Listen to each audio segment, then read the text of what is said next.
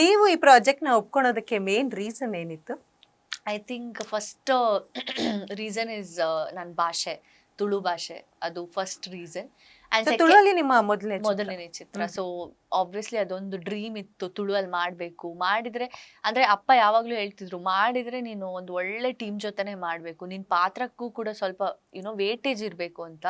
So ಹಾಗಾಗಿ ಒಂದು ಭಾಷೆ ಆದ್ರೆ, ಎರಡನೇದು ಆಬ್ವಿಯಸ್ಲಿ ಇಟ್ ವಾಸ್ ರೂಪೇಶ್ ಅವರ ಹೆಸರು ಹಾಗೂ ಟೀಮ್. ಯಾಕಂದ್ರೆ ಇದಕ್ಕಿಂತ ಮುಂಚೆ ತುಳುವಲ್ಲಿ ಲೈಕ್ ಮಂಗಳೂರಲ್ಲಿ ಒಂದು ತುಳು ಸಿನಿಮಾ ಅಂದ ತಕ್ಷಣ ಫಸ್ಟ್ ಹೆಸರು ಬರ್ತಿದೆ ರೂಪೇಶ್ ಅವರ ಹೆಸರು.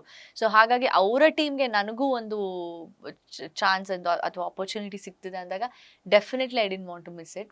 ಬಟ್ ಅವ್ರನ್ನ ಸಿಕ್ಕಿದಾಗ ಅವರು ನನ್ನ ರೋಲ್ ಎಲ್ಲ ಹೇಳಿದ್ರು, ಈ ಥರ ಇರುತ್ತೆ ನಿಮ್ಮ ಕ್ಯಾರೆಕ್ಟರ್ ಎಲ್ಲ. ಆಮೇಲೆ ಸುನಿಲ್ ಶೆಟ್ಟಿ ಸರ್ ಬಗ್ಗೆನೂ ಹೇಳಿದ್ರು.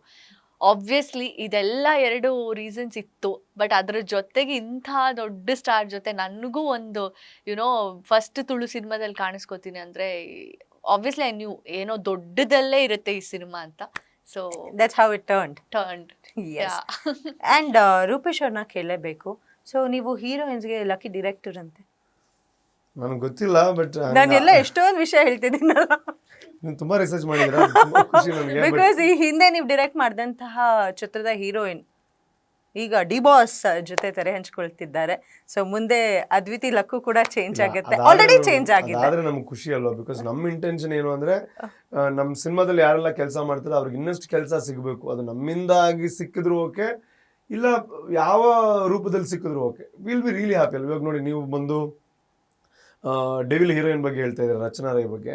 ಸೊ ಅವ್ರಿಗೆ ಮೊದಲ ಸಿನಿಮಾ ನಾನು ಡೈರೆಕ್ಟ್ ಮಾಡಿದ್ದೆ. ಸೊ ಅವ್ರು ಇವಾಗ ದರ್ಶನ್ ಸರ್ ಜೊತೆ ಆ್ಯಕ್ಟ್ ಮಾಡ್ತಾ ಇದ್ದಾರೆ. ಈ ಎಲ್ಲ ಟಾಪಿಕ್ಸ್ ಎಲ್ಲೋ ಒಂದು ಕಡೆ ನಮಗೆ ಖುಷಿ ಕೊಡುತ್ತೆ. ಆ ಕ್ರೆಡಿಟ್ ನನಗಲ್ಲ, ಅದು ಅವ್ರ ಎಫರ್ಟು, ಅವರ ಟ್ಯಾಲೆಂಟು. ಸೊ ಬಟ್ ಆ ಟ್ಯಾಲೆಂಟ್ ಗುರ್ತಿಸೋದು ತುಂಬಾ ಇಂಪಾರ್ಟೆಂಟ್ ಆಗುತ್ತೆ. ಅದು ಖುಷಿ ಕೊಡುತ್ತೆ ಮೇಡಮ್, ಬಿಕಾಸ್ ನಾವು ಅಲ್ಲ ಅಲ್ಲಿ ಹೇಗಾಗತ್ತೆ ಈ ಪ್ರೋಸೆಸ್ ಅಂತ? How do you pick heroine for a movie? ಏನ್ ಗೊತ್ತಾ, ನಮ್ಮ ಒದ್ದಾಟಗಳು ಹೆಂಗಿರುತ್ತೆ ಅಂತಂದ್ರೆ, ಅಯ್ಯೋ ನಮ್ಮ ಈ ಕ್ಯಾರೆಕ್ಟರ್ಗೆ ಯಾರಾದ್ರೂ ಸೂಟ್ ಆದ್ರೆ ಸಾಕು ಅಂತ ಇರ್ತೀವಿ. ಬಟ್ ನೋಡೋರ್ಗೆ ಅಯ್ಯೋ ನಾವು ತುಂಬಾ ಏನೋ ಮಾಡಿ 10 ಜನರಲ್ಲಿ ಇವ್ರನ್ನ ಪಿಕ್ ಮಾಡ್ತೀವಿ ಹಂಗೆಲ್ಲ ಇರುತ್ತೆ. ಬಟ್ ಆಬ್ವಿಯಸ್ಲಿ ಆಪ್ಷನ್ಸ್ ಅಲ್ಲೇ ನಾವು ಪಿಕ್ ಮಾಡೋದು. ಆದ್ರೆ ನಮ್ಮ ಇಂಟೆನ್ಷನ್ಸ್ ಏನಿರುತ್ತೆ, ನಮ್ಮ ಕ್ಲಾರಿಟಿ ಏನಿರುತ್ತೆ ಅಂತಂದ್ರೆ, ನಮ್ಮ ಪಾತ್ರಕ್ಕೆ ಯಾರು ಸೂಟ್ ಆಗ್ತಾರೆ ಅವ್ರನ್ನ ಪಿಕ್ ಮಾಡಬೇಕು ಅಂತ.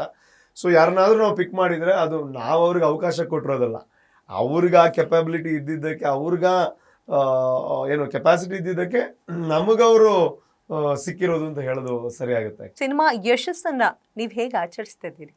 How you celebrate? ಇವಾಗ ಹೆಂಗ ನೋಡಿ, ಕಣ್ಣೆಲ್ಲ ಹಿಂಗಾಗಿದೆ, ಇನ್ನೂ ಓಪನ್ ನಾವೆಲ್ಲ ಮಲ್ಕೋತೀವಿ, ಖುಷಿಗೆ ನಿದ್ದೆ ಬರ್ತಿಲ್ಲ. ಇಲ್ಲ, ಸೆಲೆಬ್ರೇಷನ್ ಅಂದ್ರೆ ಜನರ ಜೊತೆನೆ, ಥಿಯೇಟರ್ ವಿಸಿಟೇ ನಮ್ಮ ಸೆಲೆಬ್ರೇಷನ್. ಇವತ್ತೊಂದು ಸೆಲೆಬ್ರಿಟಿ ಶೋ ಇದೆ ಬೆಂಗಳೂರಿನಲ್ಲಿ, ಅದಾದ್ಮೇಲೆ ಎಲ್ಲೆಲ್ಲ ಜನ ಇದ್ದಾರೆ ಅಲ್ಲೆಲ್ಲ ಹೋಗ್ತಾ ಇರ್ತೀವಿ. ಬಿಕಾಸ್ ಥಿಯೇಟ್ರಲ್ಲಿ ಜನನ ನೋಡೋದೇ ಒಂದು ಹಬ್ಬ ನಮಗೆ.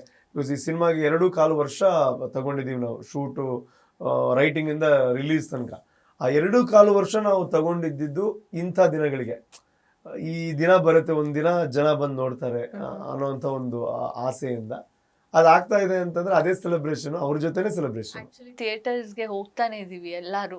ಇನ್ಫ್ಯಾಕ್ಟ್ ಎಲ್ಲ ಇಷ್ಟು ಹೌಸ್ಫುಲ್ ಶೋಸ್ ಇದ್ದಾಗ ಎಲ್ಲ ಕಡೆ ಹೋಗಕ್ ಆಗಲ್ಲ ಅಂತ ರೂಪೇಶ್ ಅವ್ರು ಒಂದ್ ಕಡೆ ಹೋದ್ರೆ, ನಾನು ಒಂದ್ ಕಡೆ ಹೋದ್ರೆ, ವಿಲನ್ ರಾಜ್ ದೀಪಕ್ ಅವ್ರು ಒಂದ್ ಕಡೆ, ಆತರ. ಅಂಡ್ ಅದೇ ಸೆಲೆಬ್ರೇಷನ್ ಹೇಳ್ದಂಗೆ ಮೀಟ್ ಆಗಿ ಅವ್ರ ಹತ್ರ ಕೇಳ್ತೀವಲ್ಲ ಸಿನಿಮಾ ಇಷ್ಟ ಆಯ್ತಾ ಅಂತ, ಆ ಸ್ಮೈಲ್ ಮತ್ತೆ ಆ ಒಂದು ರಿವ್ಯೂ ಬರುತ್ತೆ ಗೊತ್ತಾ, ಅದೇ ಒಂಥರ ಕೇಕ್ ತಿಂದಷ್ಟು ಸ್ವೀಟ್ ಆಗಿ ಖುಷಿ ಖುಷಿ ಆಗುತ್ತೆ. That's sweet.